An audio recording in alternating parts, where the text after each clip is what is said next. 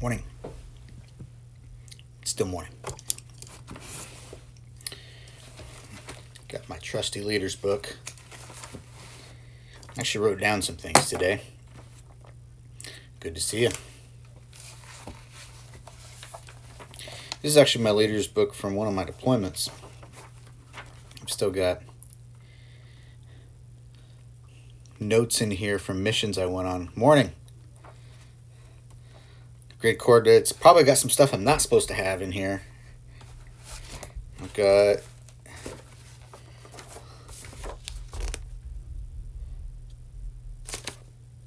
some phone numbers. That's when I was at LDAC, which is where the cadets go for their senior year. How to put that into action. Yeah. What else do I got in here? Some blanket op orders. I got all kinds of stuff in here. Intelligence reports.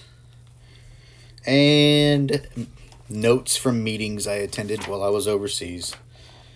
So, anyways, today I wanted to talk about power. And what power means. Now, I've found out as I've grown older that most people have no idea what the fuck they're talking about on any given subject. So, or if they do, they think they know a lot more about a subject than they actually do.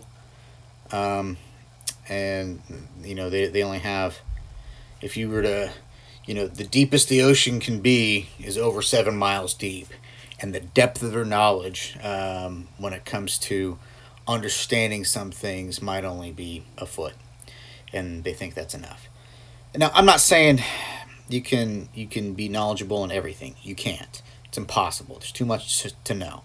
But most people don't realize that. Most people don't realize that there's so much to know. Like, you don't know what you don't know. Hello, Ashley. And the older I get, the more I realize how much I don't know. And it's humbling. And I kind of take that approach to my life. And this applies to how to understand power.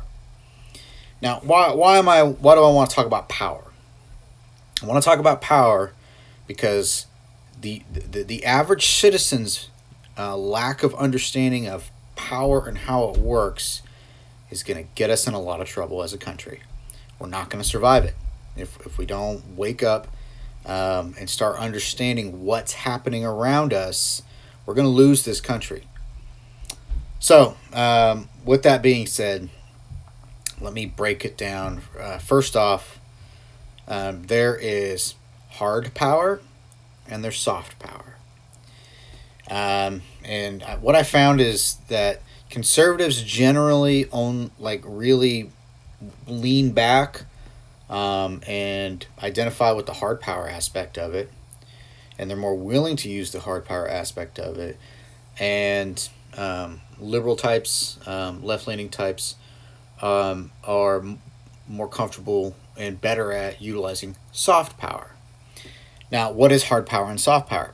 Hard power is being able to launch a Tomahawk missile from 600 miles away on a target to enforce your foreign policy. Well, hard power is essentially doing a show of force. So if you have a large demonstration that's going to get out of hand, having a shield wall of armed police with shields and masks and batons and all the bells and whistles, that's hard power. That people understand that. They look at that, they go, okay, if I deal with this right here in front of me, there's a chance that I might get injured or even killed. That's hard power. Soft power is harder to put your thumb on. So an example of soft power might be utilizing, the academia is largely left-leaning, I would say. It's largely liberal-leaning. That's because the left has dedicated themselves to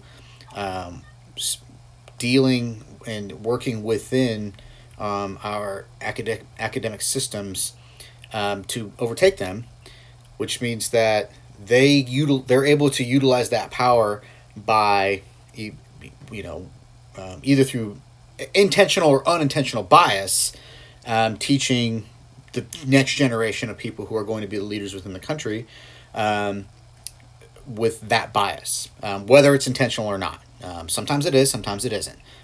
I'm not cynical enough to believe there's a giant conspiracy, but I do think that there is some intentional bias, but there's also unintentional bias. Another one would be like, say, the media. Now, these fields lend themselves to fostering that type of power as well. All right, understanding like the hard power, soft power thing. You need both in order to run a country. You need both to be able to have a successful country. That you have to have a balance of these options to utilize for the right situation. If you only have hard power, that means you only have a hammer. We've all heard that analogy. If all you have is a hammer, then everything starts looking like a nail. That's not good. And when you need to hit a nail, it's great because you have the hammer. But not every problem is a nail. And then furthermore, when you have soft power, if you're not able to utilize soft power, say in diplomacy, if I'm going to utilize soft power in diplomacy, that means that, say, the soft power that the United States is able to exert on the world is our culture. So, as much as we may not like Hollywood, the fact that it's so popular outside of the United States means American culture. People watch our television. People watch our shows. Really, they listen to our music. And when I was in Iraq, all those kids were big rappers, like these young teen kids. There's an entire culture of drag racing, rap, and tattoos in Iraq. Because of guys like me that went over there that had tattoos. And a large proportion of the soldiers listened to rap music and they wanted to emulate that. That's soft power. And that has an effect within that country. So what happens over there? And those are like same place like in Iran. That's why I don't think it's a good idea to go to war in Iran. Not just because it would be terrible, but a large proportion of those people in Iran don't like their government. They can't do anything against their government because they're not armed. And they would get cracked down, but they have a lot. They will pay for anything that they try and do. So I understand why they haven't done anything yet. But most of them just want to live their life. They watch Western TV. They wear if they could, they wear Western clothes. I mean, they're a pretty progressive country, even though their government is a theocracy. They didn't used to be that way. Iran used to be pretty open, and they were pretty progressive. They're well educated. Even before the Shah took over back in the early 1950s. Anyways, that is an example of soft power. Now, here's the thing: if I'm going into these, I guarantee you there are countries in the Middle East where American culture is coming in there, and their leaders do not like it because it changes the order of things. It changes the culture of the place. It changes how they have to govern their people, because the soft power starts what becomes revolutions. The soft power of the Enlightenment, those ideas of the Enlightenment, are what gave the founding fathers the principles and ideas to stand their ground when they needed to use hard power in order to gain the independence. That's the difference. It's the ideas that come with it. It starts with the culture, it starts with the music, it starts with the entertainment, but the ideas slowly start to work their way in. People start realizing there's a bigger world out there. People start realizing that I don't have to accept just this. 1 second, I got a kid. What's up? The last ice cream sandwich. It's too early for ice cream sandwich. Go put it away. I'm doing a video right now, so whenever I get done, I'll make you some lunch. But right now, no ice cream sandwich. And that's kind of gross anyways. Okay, come on. Give me some time, okay? Sorry about that. Apparently, ice cream sandwiches were trying to be on the menu. Anyways. So, I think that's probably a pretty good understanding of the difference between... It's too early. It's not even. Where I'm at, it's only 11 o'clock in the morning. But that's an example of soft and hard power. Now, there's also another thing that you need to understand about. Said every kid in the morning. Yeah, right. It's true.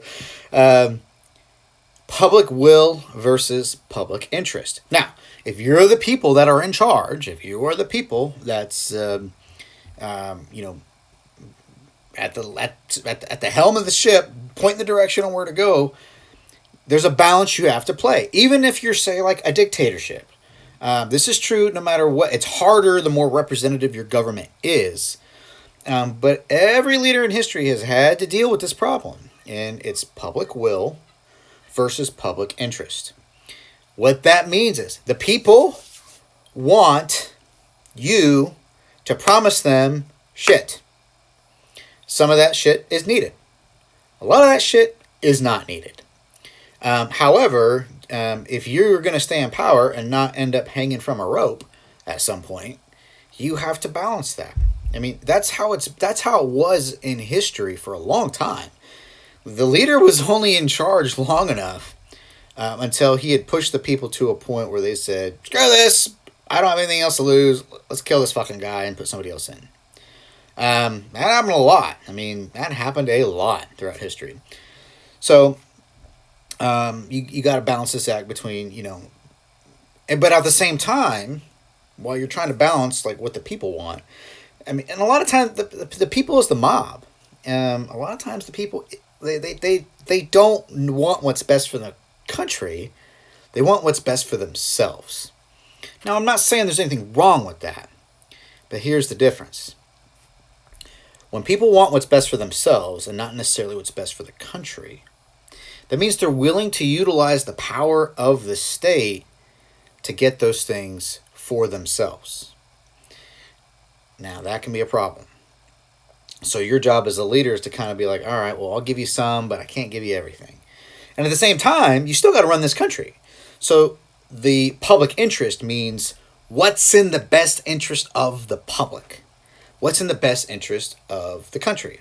Now, if you're an elected leader, you've basically been chosen by your constituents to entrusted to make those types of decisions. Now, any other person, I would say, what gives you the right to decide what's best for this country? But if you're an elected official, you're kind of in that spot. I mean, you have been elected to lead at least your little area in a direction in what's best for the public in that interest. Or the public in that area, I'm sorry. So, now, again, this only works as well as the people that are doing it. So, if you, say, for instance, today, both parties really are not necessarily talking at all about public interest. They're not really doing at all what's best for the country. They're only playing lip service to what the people want, and then doing something else. I feel bad. I can keep the saying. It's okay. Hold on. I heard another knock. Yes. Oh, they were creeping. So, anyways, public will, public interest. So, like today, like I was saying, a lot of. And you just got pranked. I just got pranked by my daughter. Thank you, dear. All right. Thank you. One prank success. One prank success. So, well, a way to liven up a serious conversation isn't that one right there. So, anyways, today, the systems that we have, most of the people who are in power right now, even though they're elected, they're not actually doing what's right by the public, for the public interest. They say they're going to do something, and then they do something else. So most of them are backed by lobby. I mean, there's a lot of lobbyist interests. There's a lot of super PAC interests in there. There's a lot of corporate interests in there. Yeah, I just got. So it can become a problem, and we'll talk about that later on once I sum all this up. And then for our specific country, the next thing I want to talk about is, conservatism versus liberalism. Now, too many people think one or the other is the devil. It's not. We need the ideas that come from both sides for a successful free society. We need these ideas. We need there to be open dialogue, and yeah, we need friction. Too much conservatism means a very rigid society. I'm in a history class. Well, thank you. I actually had aspirations of being a history professor at one point, and I'm doing something else now. But too much conservatism means a rigid society. So think of if you ever went to church when you were growing up, and there's a place for everybody. There's a proper way to dress. There's a proper way to do things. There's lots of rituals. And I'm not saying there's anything wrong with that specifically. However, you're not going to have Einstein's theory of relativity coming out of that camp, most likely, because there's a different type of focus on how to live your life. I'm not saying one is right or wrong. Same thing with, say, like a liberal society that's too liberal, where they want to basically break everything down and rebuild it, break everything down and rebuild it. Lots of exploration, lots of ideas floating around. They have a super open exchange of information going back and forth, but nothing ever gets done. So the conservative people generally are really good at getting shit done. Hence, most of us have jobs. Most of us have families. Most of us have, we put in the hours, we put in the work, we're disciplined, and we're willing to take risks, say, when it comes to like small business and stuff like that. However, most of the people that are thinking about the next innovation for our country, they're more aligned on the liberal side of things, where that free thought comes out. Now, I'm not saying like liberal like communist. I'm saying liberal as in the type of liberal that comes from the age of the Enlightenment. That type of liberal. That's actually the origin of the word. Like a liberal democracy. The United States is a liberal democracy, or a liberal Republican democracy. So in that sense of the word, we need both. So like we got an idea maker and we got a make shit happen maker, and we need both in order for the society to work. And as long as that friction, that productive friction, meaning open avenues of communication, and that friction where they're able to not just open avenues of communication, but an understanding of a need for the other person, allows them to work in unison for the betterment of a society. Well, this brings me on to my next thing is we have this bipartisan dynamic. Now we have, in this country at least, we've got two camps that won't talk to each other. We have two camps that, if you were to have this is the left-right graph right here. So I'm going to do it this is my left and this is my right, right? And everybody understands the left-right dynamic, which is a pretty rudimentary way of understanding it, but we'll go with it because that's what everybody knows. And let's say that, we have the people that are left are on this side. You got people that are right on this side. And in the middle, you have overlap, right? And then on each one, there's a bell curve. If you know what a bell curve is, you got the people on the extremes are like the 10% on the top, 10% on the bottom, 10% on the top, 10% on the bottom. But most of the people lie right here. All right? So the extremes mean like extreme right would be the alt-right. People that are ultra nationalists that really want, that very restrictive society, super duper duper duper patriotic, but not just that, like their personalities that way, but the government system that they want is not a liberal democracy. They want like a nationalist state, which is not good. And then you have the uber left 10% on the left hand side, are the ultra progressives, or as some would call them, regressives.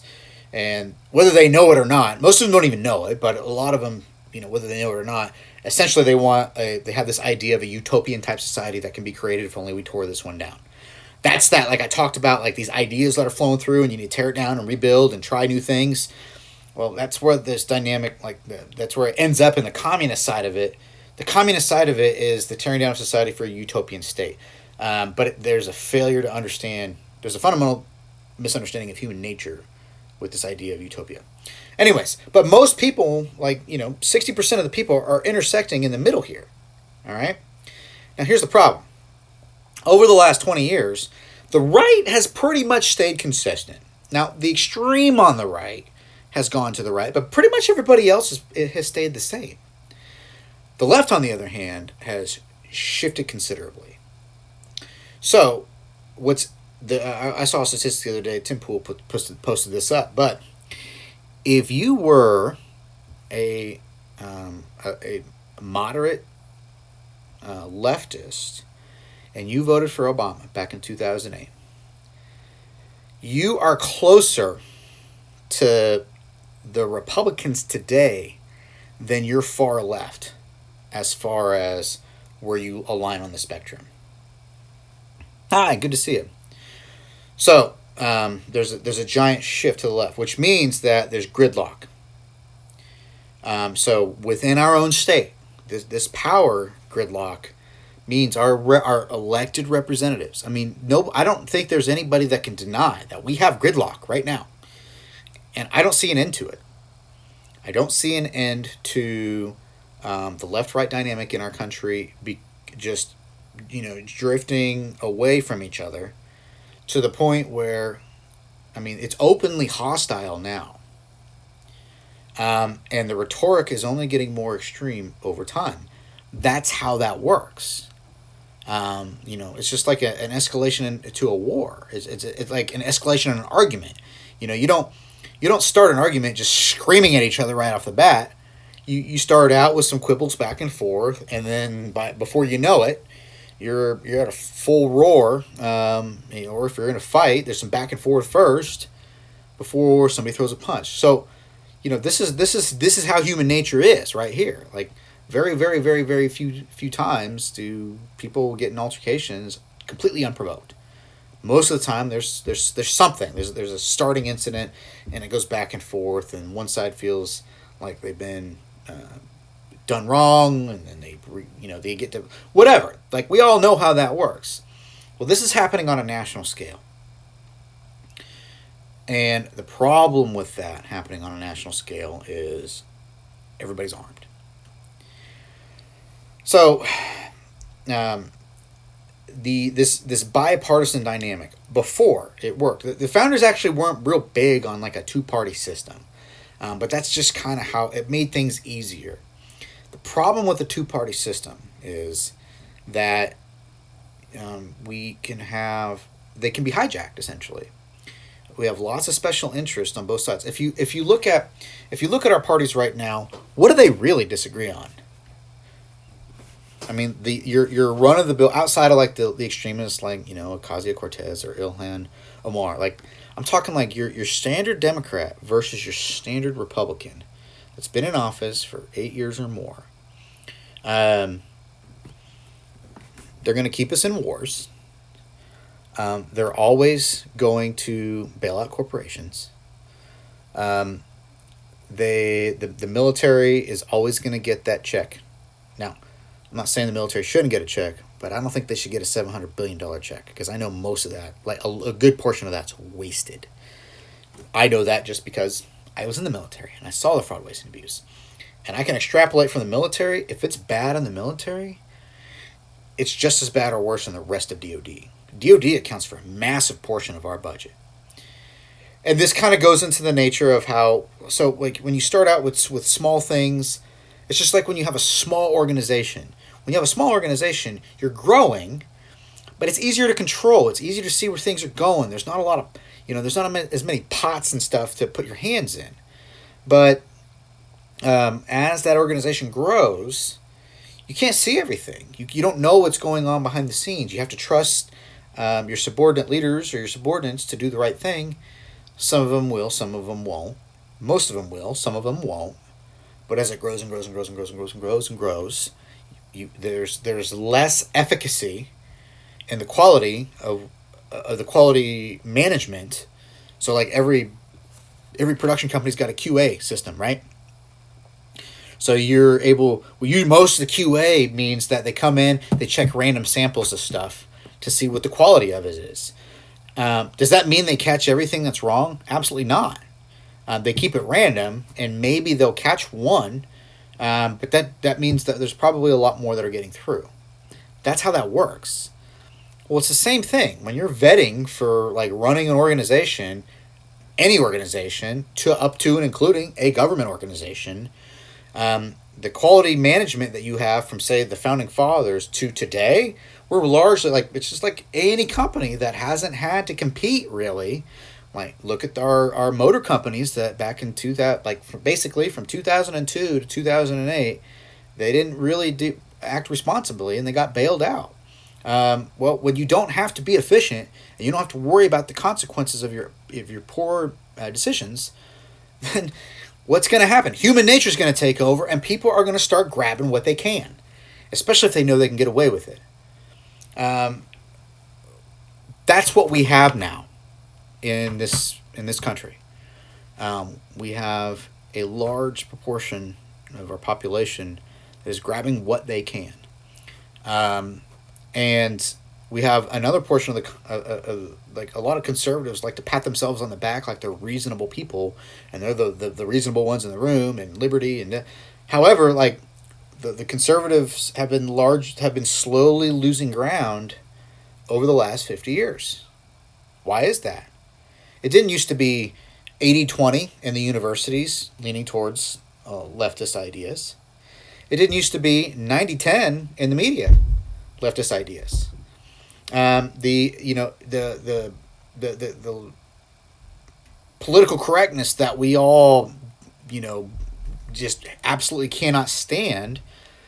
Well, that's been going on for 35 years by now.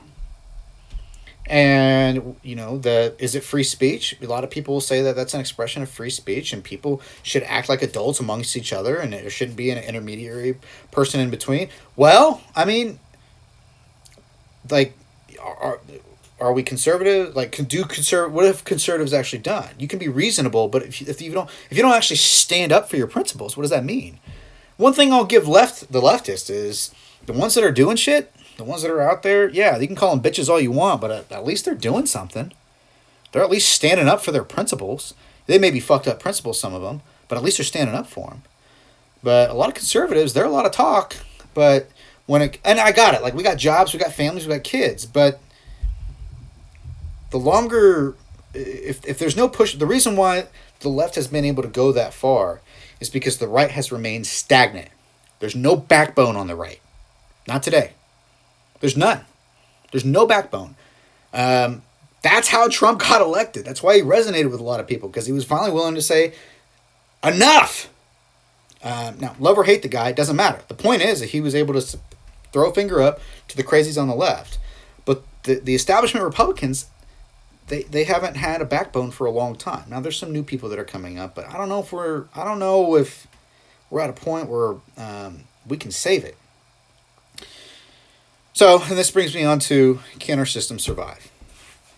And there's a lot of newer people in government that I like. But let's look forward. Let's look at the next big election, which is 2020. The entire establishment media and the tech companies are completely against anybody that is basically right of far left.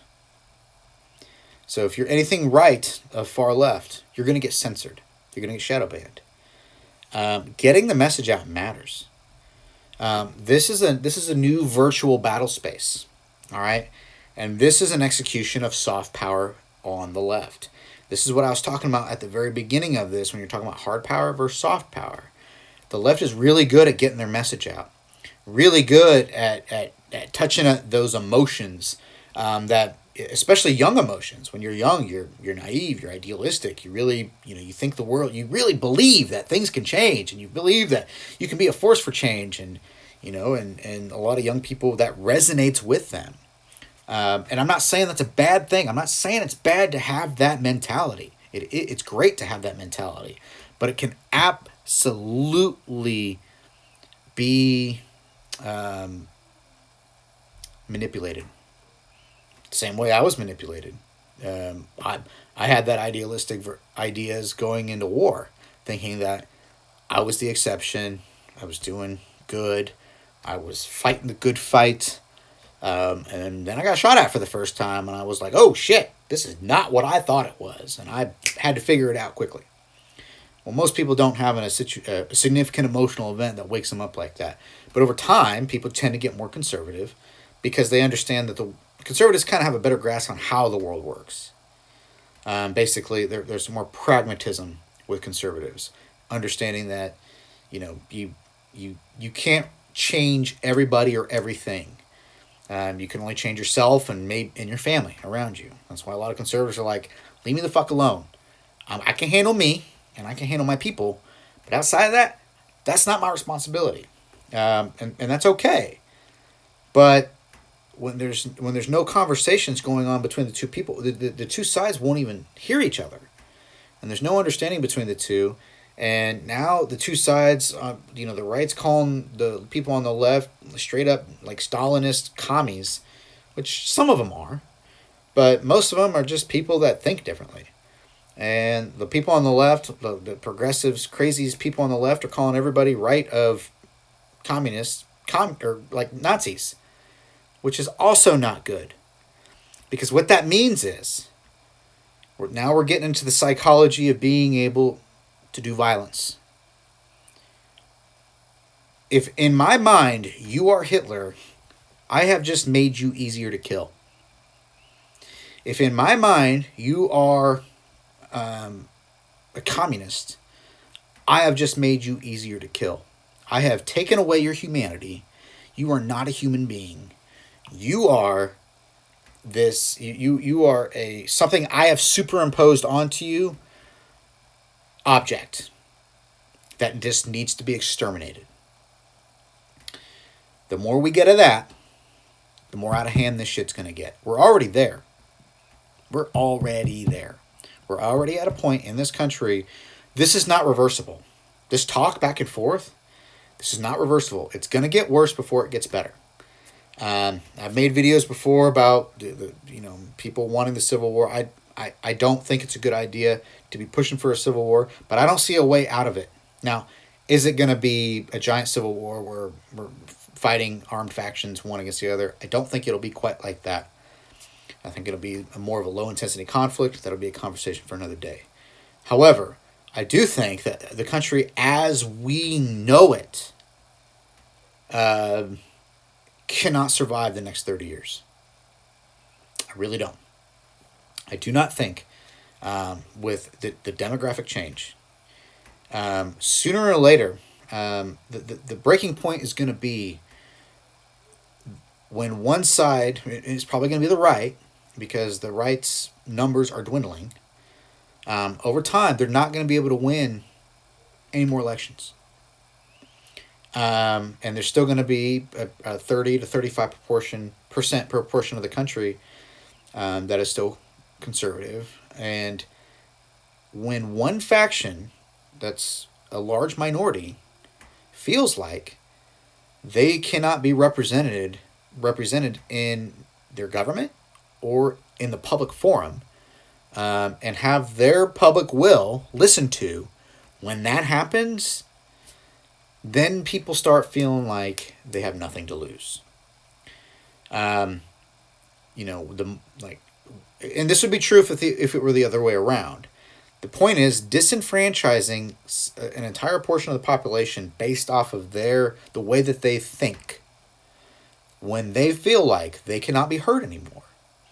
And this will come about, and this won't just be like, I want to be able to talk on YouTube. It won't just be that. It'll be, the countries, the corporations, their entire bureaucracies, their HR departments will be devised to make sure that everybody thinks the same, and any outliers are going to get stamped down. It's going to take jobs out of people's hands. Automation's going to happen. So a lot of conservatives are blue collar types that turn wrenches for a living. Well, a lot of those jobs are going to get automated, and we're going to lose a portion of those. So over time, you're going to have people who either are going to get replaced through automation. They're going to get replaced because they are convicted about how they feel, and it's not in line with the outrage mob that's running the HR departments, because that's that soft power the left likes to do. They take over the universities, they take over the media, they take over the like, look at the HR departments. They are 95% women, and most of them are left leaning. Well, ladies, I hate to break it to you, but you guys have a definitive in-group preference. It can be measured. Women favor women unless there's no men around. And then when the men leave, they fucking kill each other. But if there's men around, women will always favor women, generally speaking. I'm not saying this is true in every single case, but there's a definitive, if you're looking on the bell curve, 60% of women will pick women every time over a man as qualified or more qualified. And then it's not going to play itself out in the middle. Where it's going to play itself out is on the extreme. So just like generally speaking, like, men are stronger than women. Generally, there's lots of women that are stronger than most men. But on the extremes, like on the far extreme of strength, the top men that are not even close to anybody, let alone women. That's how that works. These things play out on the extremes. The big differences. That's why 90% of people in prison are men. We're generally more aggressive. We share. Men are about 60% aggressive. Like, if you were to distribute aggressiveness throughout society, 60% would be men, 40% would go to women. Women can definitely be aggressive. But on the extremes, the most aggressive people, bar none, are men, and they're probably in prison. So apply that to an HR department. Apply that to your bureaucracy. As companies grow, their bureaucracies grow. Less efficiency. You're going to have a portion of the population that feels alienated. The loudest people that we hear from today that we don't like are going to get more extreme, more discriminatory, and they're going to gain more power before they lose any. They're going to gain more before they lose any. Now, how much more do they gain? I don't know. I hope they lose it before the right decides to go, fuck this. We want our own place. We want our own country. We're gonna try and secede and just be left alone. So, and hopefully it doesn't turn into an India, Pakistan, Bangladesh thing. Well, India, Pakistan, where India and Pakistan, after they were a colony and they won their independence from Great Britain after World War II, basically they had like a 72-hour time frame between Muslims and Hindus. Bangladesh, Pakistan, and India used to be one big country. And they said, hey, you got 72 hours to figure out where you're going to go. Pakistan's going to be a Muslim country. India's going to be a Hindu country. And you guys figure it out. And wherever you're at after that, that's where you are. I hope that doesn't happen. But it's possible. That's I think my next video is going to be talking about, where this all, why am I talking about this? Well, I'm talking about it because we're on the road to some sort of conflict in this country, or at least major civil unrest. We're on the road to that right now. We're already there. We're on the road of escalation right now, but we're there. I don't think anybody can deny that we are at a point in this country where we definitely have civil unrest that's unacceptable, and potentially a low-intensity type civil war that could escalate. And then I think that that'll go into my next video. So if you have any questions, feel free to send them in. I'll address them. But yeah, I think tomorrow I want to talk about how these play out. So, like, a lot of people on the right are like, well, if we had a civil war, it wouldn't last that long because we got all the guns. Well, that's that only understanding hard power mindset. Yes, guns are nice to have, but you need far more than guns to prosecute any type of war. And so I'm going to talk about the capabilities that we need to consider. There's a lot of underestimating of your opponent going on both sides. And one thing I learned very quickly by being a soldier for as long as I was and fighting an insurgency is you should never, ever, ever underestimate your enemy.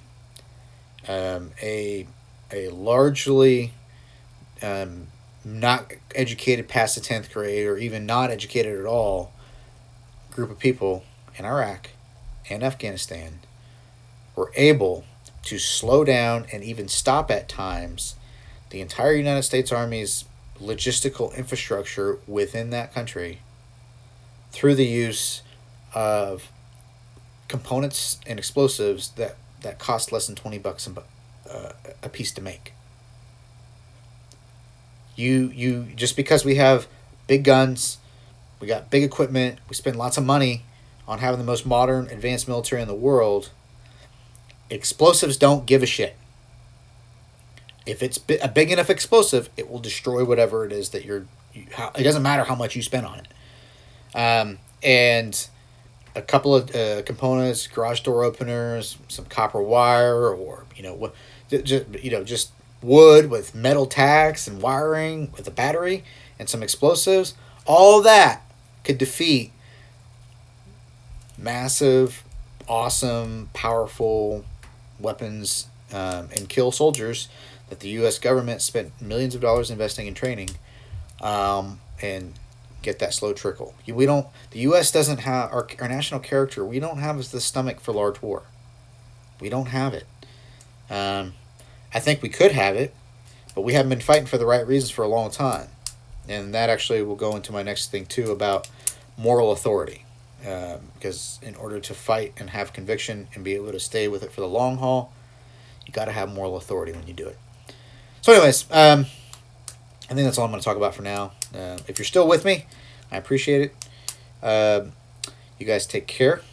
I'll put together another one of these for tomorrow, and have a nice day.